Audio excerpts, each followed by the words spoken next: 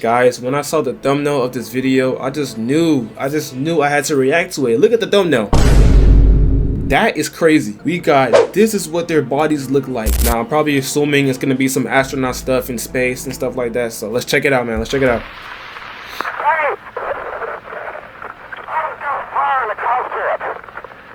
No fire? Oh, they have a fire. No. They got burned alive? The audio that you guys just listened to is clearly very disturbing, and it becomes even more disturbing once you realize that these were the final moments of the 3 astronauts on board the first crew. Okay, so we know, I guess I was right, because I don't know about this. My first time hearing about this, but they were astronauts, alright? Apollo mission, Apollo 1. Okay. I'm sure that many of you guys have at least heard of the Apollo space missions. These were back in the 1960s, and they played a very pivotal role in American history. Namely, they happened during the Cold War, which first started 2 years after World War II and lasted all the way until 1991, and it was basically the Soviet Union versus the United States, capitalism versus communism. So smack dab in the middle of the Cold War, the United States... By the way, if you don't know what the Soviet Union is actually Russia.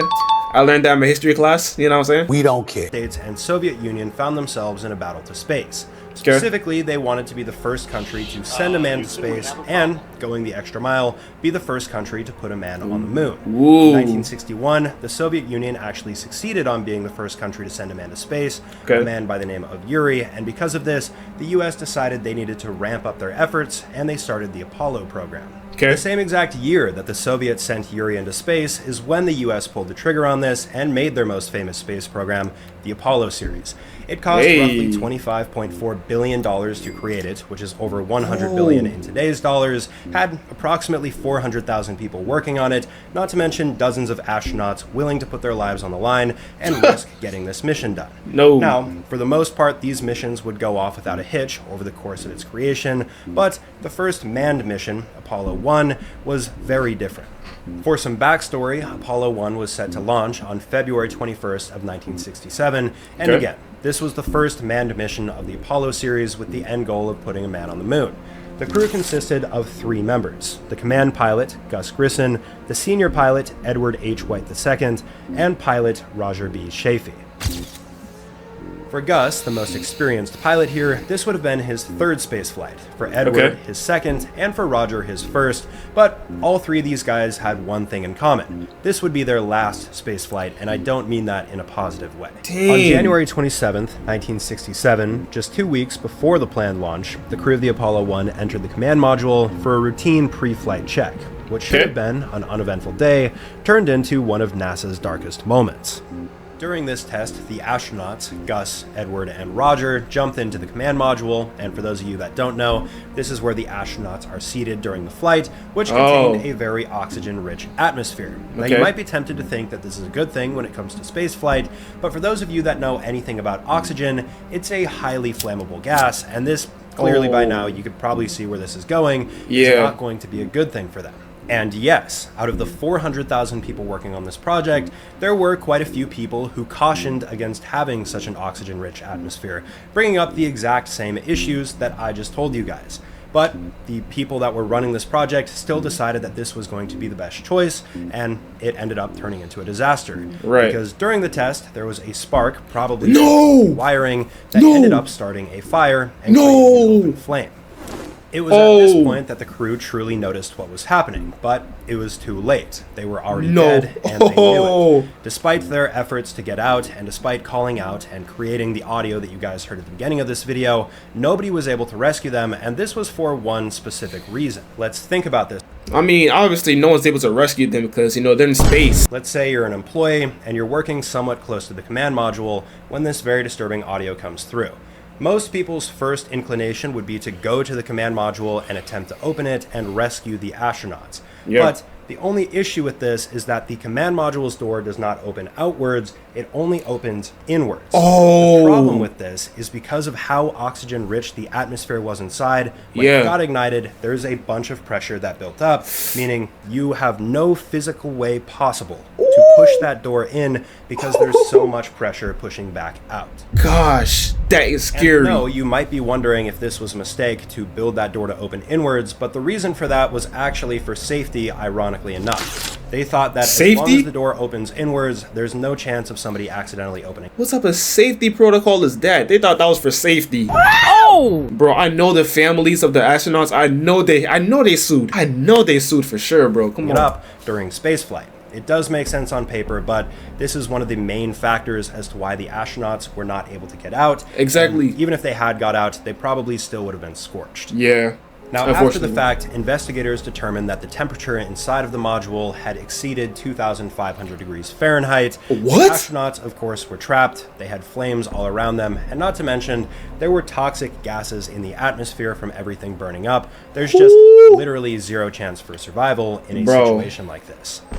Their last moments on this earth were spent in complete agony, and if this description doesn't help you realize the gravity of this situation, this is what their suits were. Goodness! Completely charred, no chance for survival. Goodness! Easily, though, the worst part about this entire tragedy is the fact that this was completely preventable. Really? Engineers, for a long time leading up to this project, had brought up issues about the flammable, oxygen-rich atmosphere, as well as the wiring, and I don't understand why people didn't listen to them.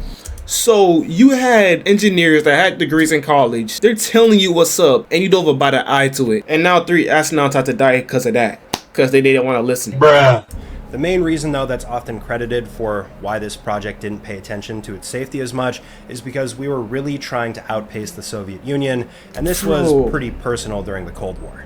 So it wasn't worth it. Gus Grissom, Edward, and Roger had left a lasting impact on NASA as well as the entire nation, and Gus had already survived a near-death experience during the Mercury missions. Oh. He had expressed his unease with the Apollo program. There's always a possibility that you can have a catastrophic failure. Of course, it's going to happen on any flight. It can happen on the last one as well as the first one. So you just plan as best you can to take care of all of these eventualities. So much so that he once hung a lemon on the command module to symbolize his lack of faith in its safety and design. Okay. And for those that don't know, more than likely this is meant to say the module was a lemon, which usually means a faulty piece of equipment that hasn't been built to standard. Wow. And prior to this incident, this lemon might not seem like a very big deal, but afterwards, it almost appeared as though Gus had predicted the future. In the aftermath of the tragedy, NASA was forced to confront the failures that led to the demise of these 3 astronauts. The Apollo program was halted for approximately 20 months while the spacecraft underwent some major redesigns, but really no redesign could erase the memory of the 3 people who lost their lives. Yeah, so pretty much, you know, it took... And that's sad. That's the sad part about it, man. The way I see it, if they didn't die, they probably wouldn't even like redesign the spaceship because, you know, nothing went wrong. But, you know, obviously since the astronauts have died, you know, in the spaceship, now they gotta do some enhancements, but, you know, it's too late. People already died in it. Lives, all for the sake of progress and beating out the Soviet Union. You're right. It wasn't worth it. At the end of the day, a lot of people say that Gus, Edward, and Roger had lost their lives for the sake of progress, which, yes, I suppose that is technically true, but the fact that NASA was cutting corners like this and really failing to maintain the safety of their aircraft is pretty telling that this was more of an ego thing than an issue of progress. Ego? Ow. Don't ego anything, bro. Ego can never end in a good way, bro. I'm telling you, it's just straight pride. To this day, though, there are memorial plaques at the Kennedy Space Center, and this serves as a reminder for people who visit it of the 3 lives that were lost that day, and it serves as a reminder for NASA and any other space agency out there in the world that you shouldn't cut corners. It's not worth human life. You're right. So, as always, let me know what you guys think about this incident in the comments. What I think about it is that, you know, apparently, okay, so we got the facts, we got the sources, all right, from this video alone. So pretty much, you know, NASA or America, whatever, they were trying to outpace the Soviet Union, aka Russia. They were trying to reach a certain spot in space. They were trying to outpace each other. They were pretty much trying to see who could reach the moon first. And, you know, NASA, you know, like they just said in the video, they were cutting corners.